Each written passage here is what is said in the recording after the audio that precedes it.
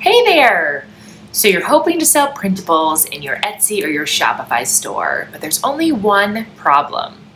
Figuring out how in the heck to make them without pulling your hair out or hiring a graphic designer. In today's video, I'm going to take you behind the scenes into my Canva account, and we're going to walk through how to create beautiful printables quickly and easily. If you're as excited for today's video as I am, make sure you hit that subscribe button below to be first on the list when new videos come out every Tuesday. All right, let's jump in. Here we are inside my Canva account. In today's video, I'm going to walk you through 3 different printables you can create using Canva. I'm going to show you how to fine-tune them and then export them so you can add them to your shop really easily. So the first thing we're going to want to do, if you haven't created a Canva account, you'll need to go ahead and sign up for one. I already have one and I'm already logged in since I'm in Canva all the time. You'll see at the top, you can search for specific designs and templates. One of the best things about Canva is they have a ton of ready-made templates for you to choose from, and then you can customize them to your liking. So we could search for a specific type of template now, or we could create our own. We're going to start by creating one from scratch, and then I'll come in and show you 2 different templates you could use to create something quickly for your very own shop. So if we want to start something brand new, we're going to go up to this purple button, create a design.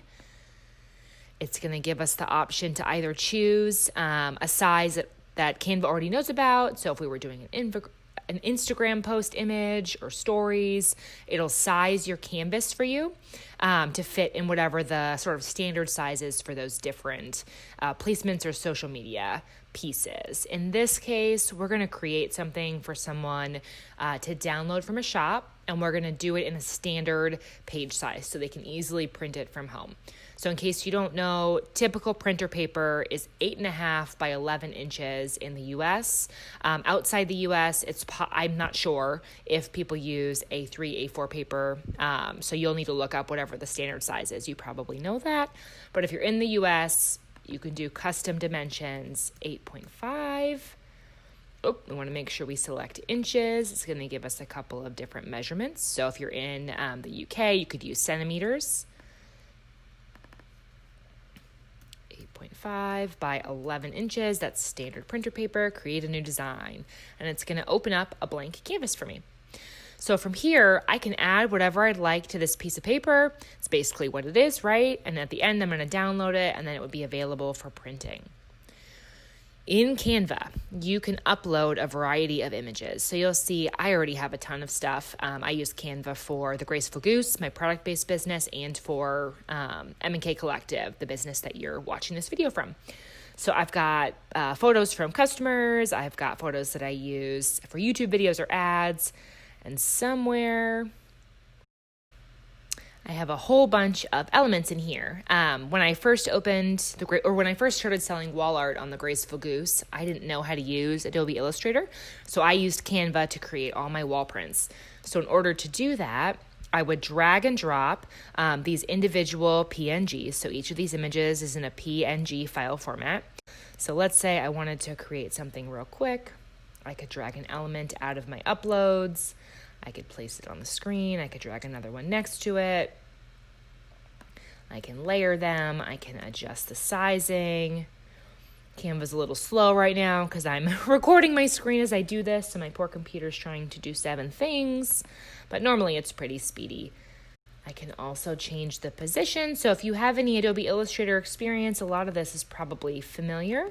And if you don't, Canva is a really easy way to kind of do some basic graphic design and create pretty wall art templates. So if I were going to sell this, I'd spend some more time finding the right composition, sizing the images the way that I want them. But you see, you can layer a bunch of different elements to create a single image. You can also add text. So a lot of my stuff is personalized. I could add a baby's name. This is one of my daughters, Penelope. I could resize it like that. If I knew what size I wanted, I could set it up here. I can adjust the font. And they have fonts you can use depending on your subscription. You can use them for commercial purposes. So just make sure that you're checking that before you use one of their fonts to sell or in an art print that you're going to sell. I've got a whole bunch of fonts that I've uploaded. So you can do that in Canva also, which is great. And I could pick from one of the ones that I know I have commercial licenses for. I can change the color. Up here, you'll see the A with the colors underneath it. I can make it navy, right? So there's so much you can do. We talked about changing the specific font. You can add a shadow behind your text. Really, the options inside Canva are endless. And if you're just getting started with art prints and you don't want to spend the time to learn Adobe Illustrator, which I totally understand, Canva is a great place to start. It's so nice to be able to drag and drop the elements you want to include in the print. Like I said, you can add text. They have a whole bunch of borders and other elements you could add. So if you need to add some lines, some squares, they've got a variety of stickers and things. I typically use those more for like social media graphics if I need something different, or like Pinterest pins. Depending on your brand, they might fit great. Most of them, these definitely don't fit with my brand. But you have a whole host of options to choose from, and they have a lot of different styles of graphics in here too. So definitely worth playing around with. So that gives you a feel for how to create an art print in here. Now, obviously, this one isn't ready for sale. It would need some more zhuzhing, a better composition. But you can see how you can use the tools inside Canva to create something beautiful, something that somebody could hang on their wall. And then in order to sell it, you go up here to this download button, and it's going to give you under file type a wide variety of file types to choose from. Now, I would recommend choosing PDF print. That's going to allow the highest possible quality. It's typically very easy for people to print out a PDF on a home printer as well. And it's going to lock all of the elements in place. So nobody's going to be able to open it and adjust the placement of the different pieces. It'll be sort of permanently inked in that PDF page. Once you have the PDF, you can hit download. If you were sending this to a printer, I needed to add crop marks or a bleed area. So if you wanted to make sure that your printer, some printers will ask for like a little spacing around the edge of the print because the printer's not going to be perfectly borderless, so they'll want that bleed. You could add that if you wanted. For purposes of a home printer, I typically don't do that, or I do not do that. You can hit download. It's going to prepare it and download it directly as a PDF. And then when I'm selling downloadable wall art prints, I typically offer them to people as both a PDF and a JPEG, depending on the computer. Sometimes JPEGs are just easier to print. It's like a standard photo format. I do not use the JPEG option here in Canva. It'll reduce the quality of your image. So I only use that JPEG option if I'm downloading something to use on my website and I don't want a gigantic file to slow things down. Instead, I'll still download as a PDF print. I'll open it up in Adobe PDF, and then I can save it or export it as a JPEG from there.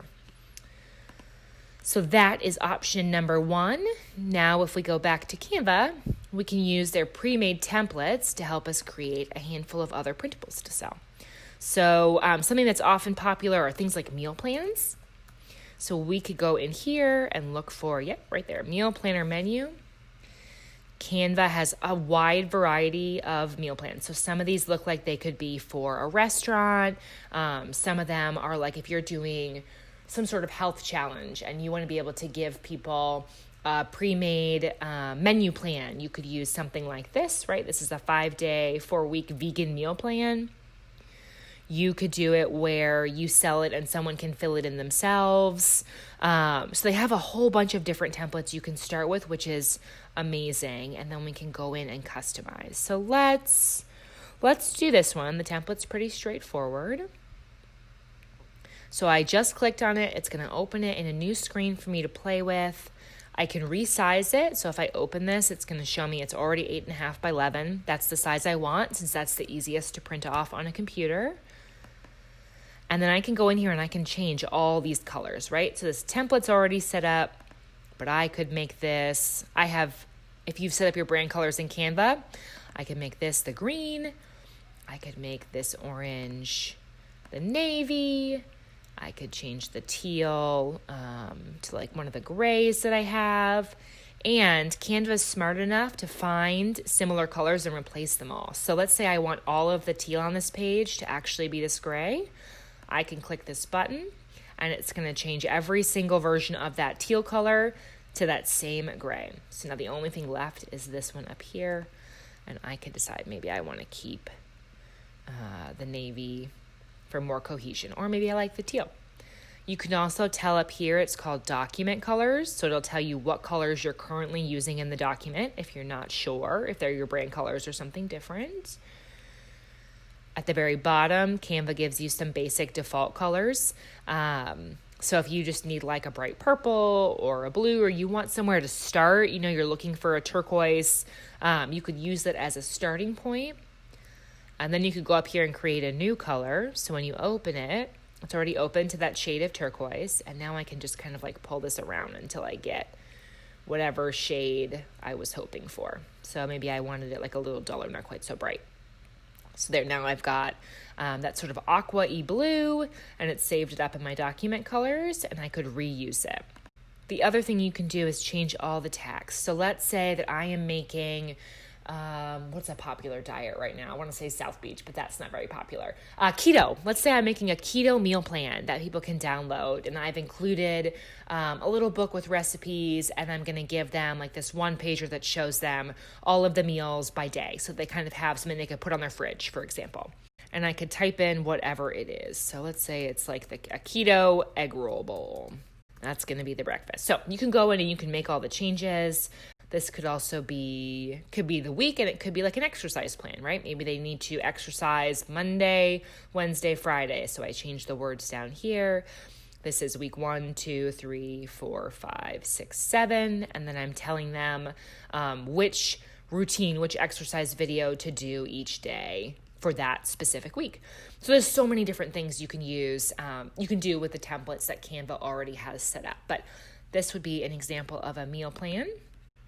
All right, so now let's say you want to sell some sort of journal. Maybe you're doing like a gratitude journal or a prayer journal or something that helps people get in touch with their thoughts and spend some time being mindful. I could type the word journal in here and hit enter, and it'll pull up all the designs that have something to do with journaling. So I'm going to get some that are like quotes about journaling. I've got pictures of journaling. But if I keep going, I've got sort of a post office themed journal page. Probably not what I want. Here's another journal page version. I kind of like this one with the green, and this one with the pink and the dots is nice too. So let's grab this one with the green. I can open this one up. Let's say we'll stay in the keto diet phase, and I'm giving people a planner that tells them what meals to have every day. I've given them like a little recipe book with the recipes for each meal, and I want them to journal their thoughts every day so they can kind of see how they're feeling as they make these changes. I probably want this journal page to be the same colors as the meal planner that I just made, right? So it's all branded. First thing I'm going to do is check the size. Oh, so the sizing's different. So let's swap to inches, but it's pretty close. So we can change this to 8.5 by 11, and we can either hit resize, and that's going to resize the existing canvas, or we can copy and resize, and that will create a second version in the bigger size. That's helpful when you're doing like Instagram graphics or Pinterest pins, and you want to have multiple sizes of a similar layout. For something like this, we don't need a copy. We can just resize it because we know we want it to be 8.5 by 11. So then from here, I can go change the colors. I'm going to go back into the brand colors I have here for an old brand. I've also noticed that when I change the size, this white box got a little funky, so I'm going to adjust the sizing so it looks a little bit more uniform. I have a more even border around. And then I can use position to put it in the middle. I could also make it a hair narrower because that still doesn't look quite right to me, and put it in the center. So I'm using the position box to align that element on different parts of the page. And there, now I've got a pretty even border. All right, so the next thing I want to do, I'm going to change this sort of chartreuse to that navy that I like. I'm going to change the line too. And now here I have a branded journal page. Because of Depending on the kind of journal you're creating, you may take some of this top stuff off. You may not need them to score it. There may not be a section, right? This is specific. This was created for school, but we can reuse it for our purposes. You could change this graphic to be something that fits your brand, right? I showed you how to pull out of your uploads, or you could go find an element you like better and pop it there. You can change these words. So this could be like daily keto diary, reflection could be fine. And then you can give them a little explanation of what you're looking for them to write down below. And then they can go from there to print and write and share their thoughts. So they can kind of keep track of how they feel as they go along their keto journey. So hopefully that helped give you an idea of some easy, quick ways to create printables inside Canva. Really, the options are endless, and you could take so many of their different pre-existing templates and customize them to meet your needs pretty quickly. So if you have an idea for a printable, it can make getting your business off the ground really easy, really fast. And that's it. Still have questions about how to use Canva to create beautiful printables quickly and easily? Drop them below in the comments and let's chat. If you enjoyed today's video, don't forget to hit the thumbs up button to like it, share it with all your business besties, and hit the subscribe button below to make sure you're first on the list when new videos come out every Tuesday. Can't wait to catch up with you in the comments.